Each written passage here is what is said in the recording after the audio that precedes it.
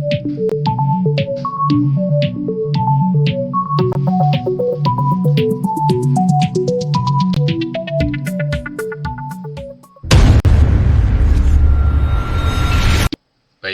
selamat datang kembali dalam channel Kuliah Daring bersama saya Dudiman Hartono.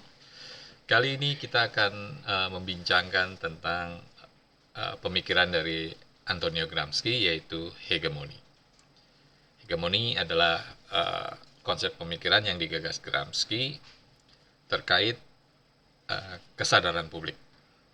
Nah, apa itu hegemoni? Apa saja ciri-cirinya?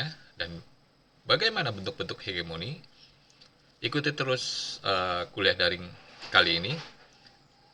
Namun seperti biasa, jangan lupa subscribe channel kuliah daring dan tekan tanda lonceng.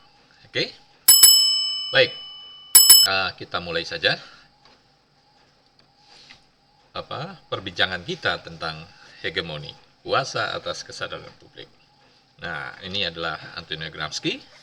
Beliau adalah seorang filsuf, intelektual, aktivis gerakan kiri Italia yang cukup ternama.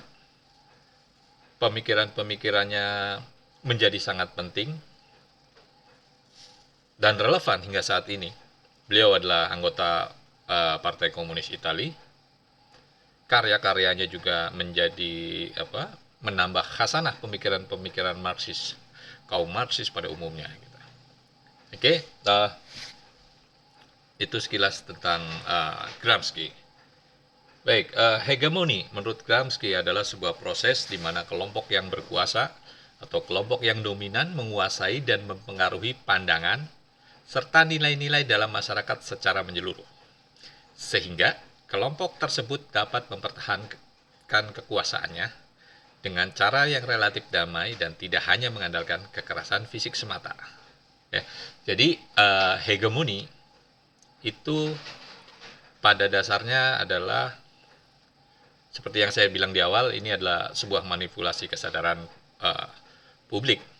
Jadi publik melakukan tindakan berdasarkan atas kesukarelaannya karena berpikir bahwa apa yang dia lakukan memang sebuah sesuatu yang natural dan memang sudah begitu gitu kira-kira. Jadi tidak ada hal-hal yang perlu dikritisi, tidak ada hal-hal yang perlu diperdebatkan. Contohnya ini, kalau kita bicara tentang hegemoni politik, kita bicara tentang sistem politik hari ini, kita akan dihadapkan pada satu narasi tunggal bahwa demokrasi adalah jalan terbaik dalam sebuah proses politik. Ya, seolah-olah tidak ada sistem lainnya yang bisa ditempuh oleh sebuah masyarakat, sebuah bangsa untuk mencapai tujuannya. Dalam hal ini tentu saja kesejahteraan dan keadilan sosial. Atau contoh lainnya berkaitan dengan gender. Ya, kita hari ini masih meyakini bahwa gender itu hanya ada dua, laki-laki dan perempuan gitu. Tidak ada gender-gender lain. Atau adanya peran domestik laki-laki dan peran domestik perempuan. Nah, itu kita pahami, kita sepakati, kita amini sebagai sesuatu yang memang sudah dari sononya, sesuatu yang natural dan tidak perlu diperdebatkan. Nah, menurut Gramsci, itulah hegemoni. Ya, jadi hal-hal tadi, demokrasi liberal, sistem gender yang tidak berkeadilan, itu adalah bagian dari upaya kelompok dominan untuk mempertahankan kekuasaannya. Laki-laki tidak ingin kuasanya terganggu oleh peran perempuan melalui gerakan feminisme umpamanya gitu. Makanya laki-laki dalam hal ini adalah kelompok yang dominan terus memproduksi, mendistribusikan ideologi tersebut melalui berbagai cara, melalui media tentunya. Media massa, film, televisi, dan sebagainya. Termasuk juga menyebarkannya melalui nilai-nilai pendidikan. Bahwa laki-laki pemimpin, perempuan adalah subordinat dari laki-laki, mengikuti laki-laki. Gitu. Nah, itu kan nilai-nilai yang kita sudah pahami, kita anggap sebagai sesuatu kebenaran yang ya memang seperti itu gitu kodratnya gitu, kira-kira gitu. Nah, apa Gramsci adalah seorang tokoh aliran kiri. Dia penganut Marxisme tentunya. Dia mengikuti pandangan dari Karl Marx. Dia mengikuti pandangan dari Lenin. Lenin adalah pemimpin Uni Soviet. Dia pemimpin revolusi Bolshevik yang punya pandangan juga tentang hegemoni. Nah, kita lihat pandangan pertama dari Karl Marx, gitu. Mbahnya dari Marxisme itu. Marx memandang bahwa hegemoni sebagai bentuk kontrol sosial oleh kelas penguasa ya, atas kelas proletariat. Ya, bentuk kontrol sosialnya menurut Marx adalah monopoli produksi ya, dan tentu saja alat-alat produksi dalam menentukan nilai dari barang yang diproduksi. Marx selalu bicara tentang nilai lebih gitu kan, penguasaan alat produksi oleh kelas kapitalis gitu. Nah, concern Marx berada di situ gitu, karena menurut Marx kemudian kelas pekerja atau proletariat ini harus membebaskan diri dari dominasi kelas penguasa untuk mencapai kemerdekaannya. Gitu. Jadi kalau dalam teorinya Marxisme, selama alat produksi tidak dimiliki oleh kaum proletariat, selama itu kaum proletariat akan menjadi miskin dan dimiskinkan gitu. Nah, itu konsep pemikiran dari Karl Marx. Sekarang kita lihat dari pandangan Lenin. Lenin memandang hegemoni sebagai konsep yang terkait dengan kelas dominan tadi. Kelas dominan adalah kelas kapitalisme, dalam hal ini elit yang mempertahankan kekuasaannya melalui penggunaan kekerasan dan represi. Lenin berpendapat perubahan sosial dapat dicapai melalui revolusi proletariat yang memerangi dominasi kaum borjuis, kaum yang penguasa tadi. Gitu. Jadi Lenin berfokus pada bagaimana kelas pekerja melakukan perlawanan terhadap hegemonik kaum borjuis. Gitu. Demarkasinya jelas, ada borjuasi, ada proletariat. Nah, kita lihat konsep hegemoni menurut Gramsci. Gramsci memandang hegemoni sebagai cara yang lebih kompleks dan halus dalam menentukan cara pandang dan nilai pada sebuah masyarakat. Gramsci melihat hegemoni sebagai bentuk dominasi intelektual yang melibatkan produksi ideologi dan budaya yang menciptakan kesepakatan atau konsensus dan dukungan sosial untuk kekuasaan kelas tertentu, dalam ini kelas borjuasi. Jadi Gramsci lebih memperluas pandangannya tentang hegemoni dari gurunya, dari Karl Marx maupun dari Lenin. Gitu. Bagi Gramsci hegemoni itu tidak ada proses atau aktivitas represi atau kursif.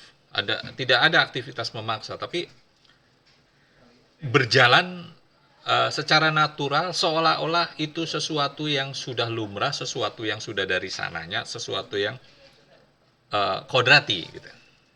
Nah, ini yang membedakan pandangan Gramsci dengan dua tokoh Marxisme yang lainnya.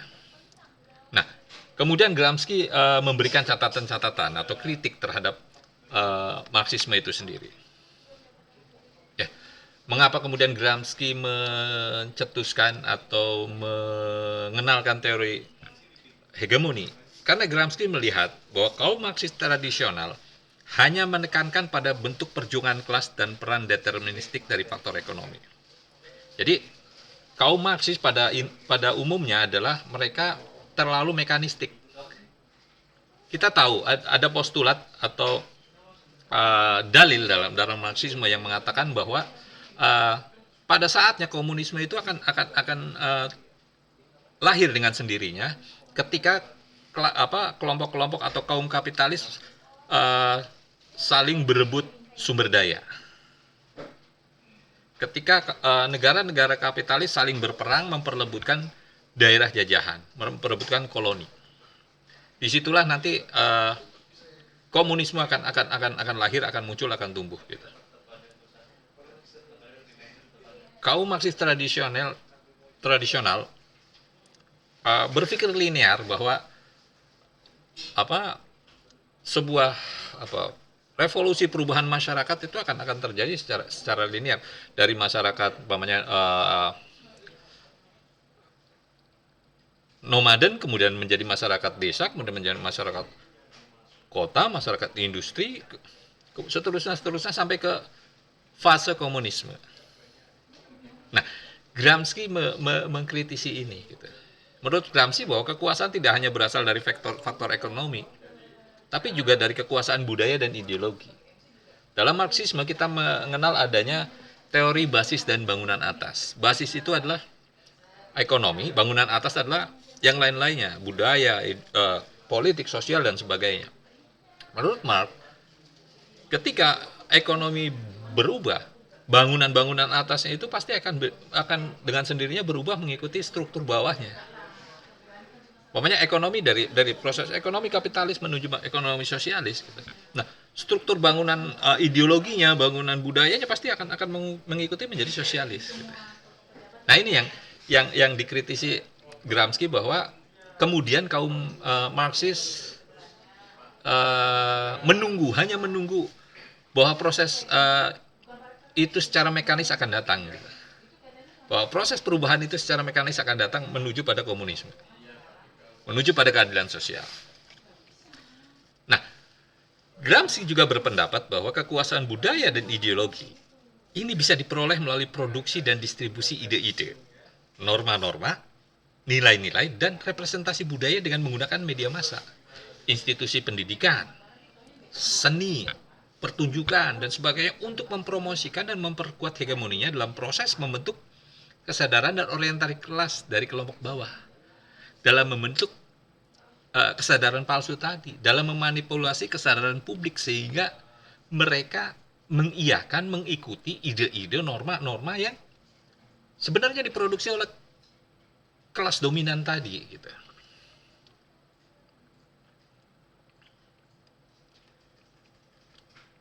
Disinilah kemudian konsep hegemoni menjadi sangat penting. Karena Gramsci melihat kunci untuk memahami bagaimana kekuasaan di dalam masyarakat modern dilakukan, dan serta bagaimana resistensi dan transformasi sosial dapat terjadi. Cek, lihat, perhatikan hegemoni yang berjalan.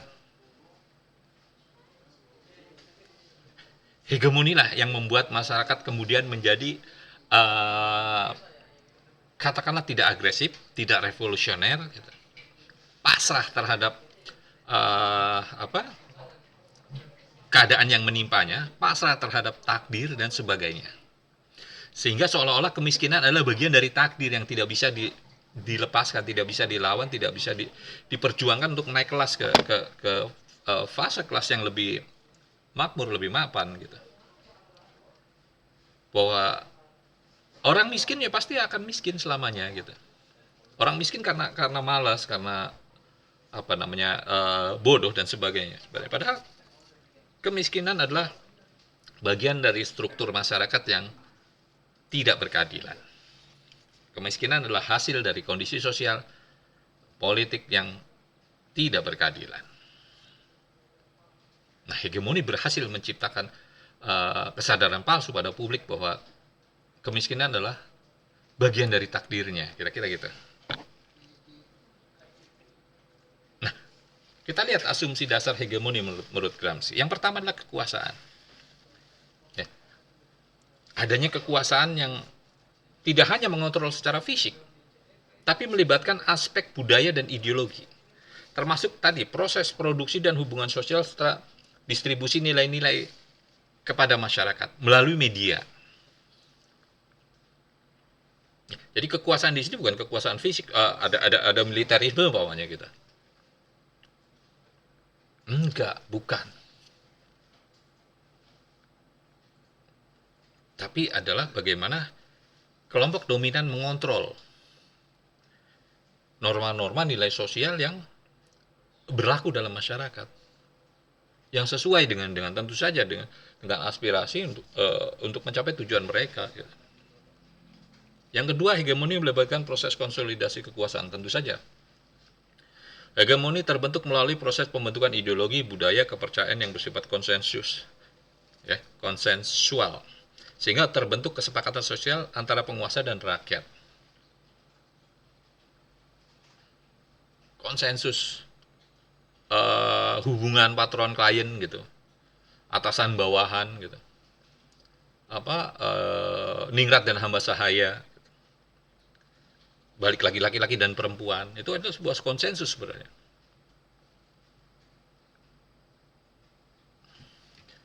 Yang kemudian berikutnya lah konsensus yang dihasilkan melalui proses hegemoni tidak bersifat permanen atau tidak bersifat statis atau mutlak. Konsensus dapat diubah oleh kelompok-kelompok masyarakat yang mengembangkan kekuatan alternatif dari bawah. Contohnya gerakan feminisme yang hari ini berhasil paling nggak membuat peran perempuan menjadi lebih besar gitu.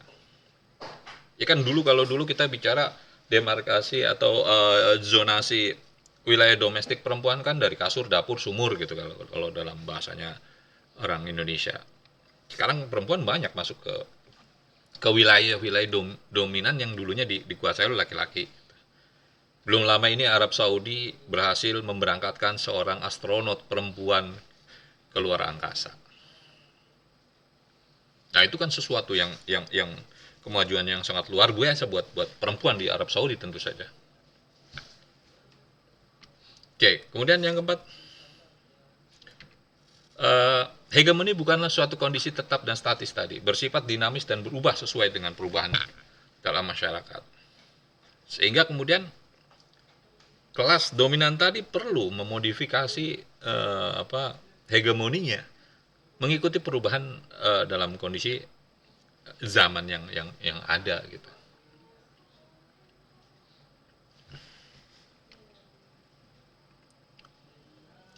Nah, kemudian kekuatan kultur dan ideologis bukan hanya milik kelas yang memimpin, tapi bisa juga digunakan oleh kelompok-kelompok masyarakat lainnya dalam memperjuangkan hak mereka. Contoh tadi perempuan tentang gerakan feminisme, pokoknya gitu kan.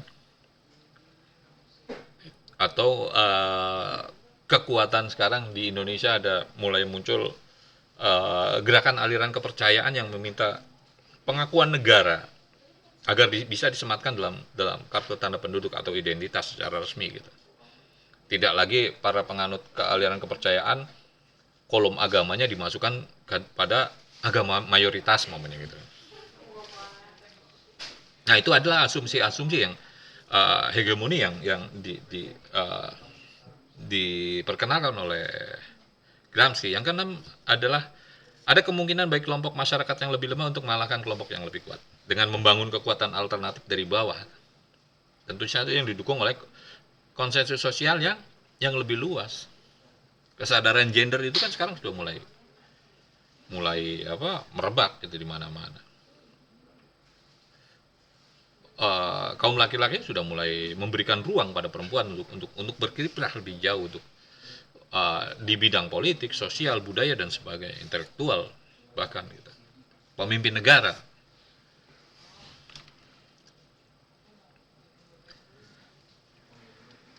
Nah, kemudian kita lihat apakah sebuah proses itu hegemoni atau bukan. Kita perhatikan ciri-cirinya. Yang pertama adalah natural dan alami. Ya. Proses hegemoni selalu natural dan alami, seolah-olah sesuatu yang dari sononya, sesuatu yang menjadi takdir gitu. Ya, pembentukan kesadaran seperti ini hanya bisa dilakukan melalui media, sistem pendidikan, institusi keagamaan dan sebagainya.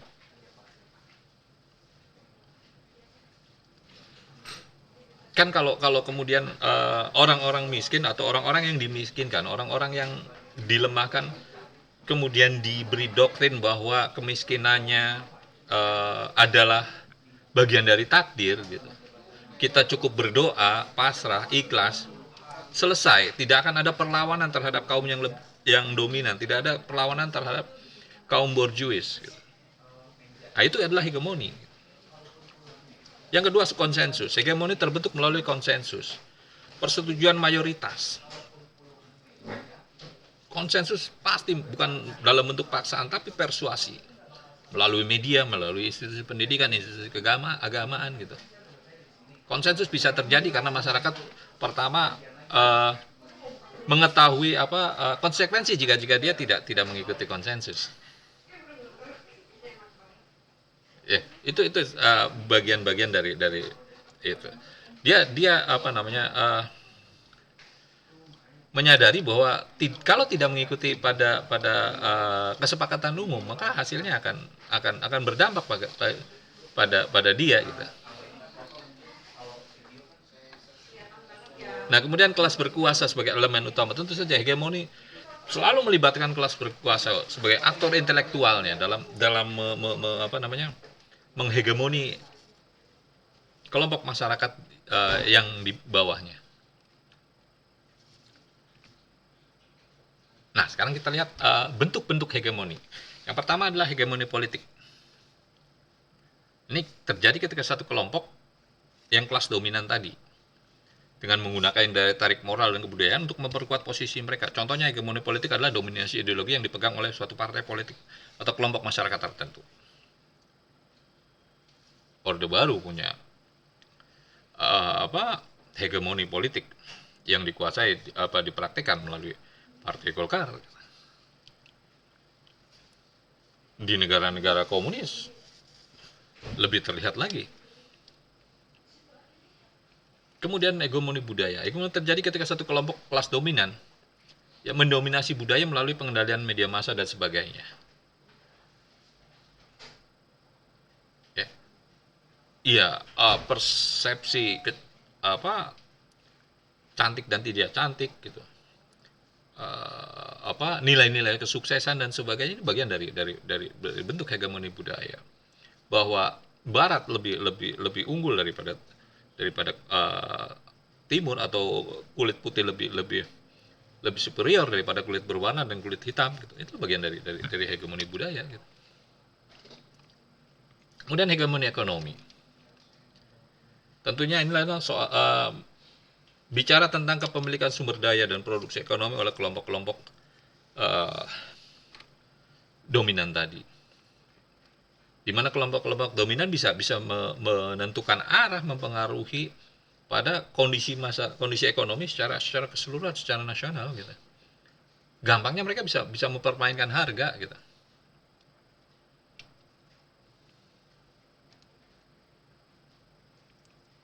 Oke, kemudian ada hegemoni sosial.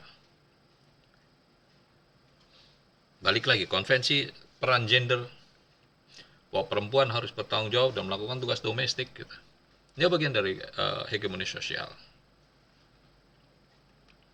Kemudian hegemoni intelektual dan pengetahuan terjadi ketika satu kelompok atau kelompok tertentu memonopoli, menguasai produksi dan distribusi pengetahuan. Ya. Orang yang punya akses ke sekolah adalah orang-orang kaya, orang-orang yang punya privilege. Sehingga kelompok ini yang bisa mengendalikan narasi, mempertahankan kekuasaan mereka dengan melalui media massa tadi, melalui media-media hiburan, melalui panggung-panggung keagamaan dan sebagainya. Karena mereka menguasai pengetahuan. Distribusi pengetahuan menjadi penting dalam hal ini adalah pendidikan gitu kan. Nah, Gramsci tentunya menyentil peran intelektual dalam perkara hegemoni ini. Pertama, Gramsci mengingatkan bahwa untuk melawan hegemoni, pertama-tama adalah perlunya menghapus perbedaan antara kerja manual dan kerja intelektual. Ya, ini sesuatu yang sudah berlangsung lama dalam sistem produksi kapitalisme, gitu. Bahwa buruh dan kelompok intelektual adalah sesuatu yang berbeda secara derajat dan sebagainya, sehingga seolah-olah kerja intelektual lebih penting daripada kerja kasar, kerja manual. Ini yang menurut Gramsci nggak bisa, harus dihapus, sehingga adanya kesetaraan terhadap peran dari jenis pekerjaan tadi gitu, kerja kerja manual dan apa namanya, kerja intelektual, bahwa dua-duanya mempunyai peran yang sangat penting gitu. Tanpa proses produksi yang apa, yang manual gitu, karena buruh pabrik dan sebagainya, analisis apa, manajemen dan sebagainya tidak akan berjalan. Karena itu ini yang perlu di apa namanya, dihapus menurut Gramsci. Yang kedua adalah tentang hubungan antara pengetahuan dan kekuasaan. Tadi ada hegemoni intelektual dan pengetahuan. Bagaimana kelas berkuasa kemudian memonopoli pengetahuan melalui media. Dia bisa membangun narasi seenak-enaknya gitu. Meskipun oke lah, sekarang ada media sosial, katanya orang bisa bisa mengakses segala macam sumber informasi dan sebagainya. Jangan lupa, hegemoni adalah proses manipulasi kesadaran. Jadi seolah-olah apa yang dia baca adalah sebuah kebenaran gitu. Padahal itu adalah sesuatu yang dikonstruksi oleh kelas kelompok dominan untuk kepentingannya. Nah, Gramsci kemudian menyinggung ada dua jenis intelektual. Ada intelektual tradisionalis dan ada intelektual apa, organis. Ada tradisionalis dan organis. Tradisionalis adalah intelektual menara gading. Mereka adalah kelompok yang terpisah dari masyarakat, dari grassroots, dari kelas pekerja pada umumnya. Ini adalah mereka posisi-posisi terhormat seperti dokter, dosen, guru, hakim dan sebagainya. Nah, sedangkan kelas apa, intelektual organis adalah individu yang terintegrasi dari dalam masyarakat, mempunyai kapasitas untuk membentuk dan memimpin opini publik. Mereka tidak, ya termasuk guru, dokter dan hakim dan dosen dan sebagainya, yang memiliki kesadaran kelas, yang bisa menjadi bagian dari intelektual organis.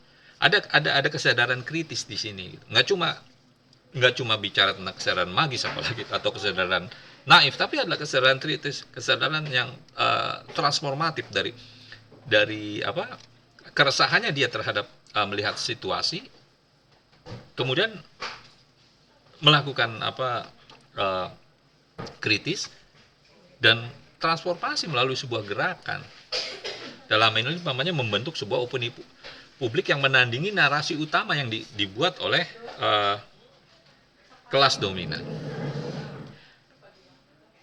Jadi betapa pentingnya pemikiran Gramsci untuk melihat fenomena yang sedang terjadi saat ini. Sesuatu yang mungkin kita anggap lumrah, alamiah, natural dan sebagainya, ternyata itu adalah bentukan atau konstruksi dari kelompok-kelompok dominan tadi. Oke, baik, itu saja materi tentang hegemoni dari pemikiran Antonio Gramsci. Terima kasih telah menyaksikan kuliah daring. Seperti biasa, jangan lupa subscribe dan silakan share. Sampai jumpa pada perbincangan berikutnya. Terima kasih.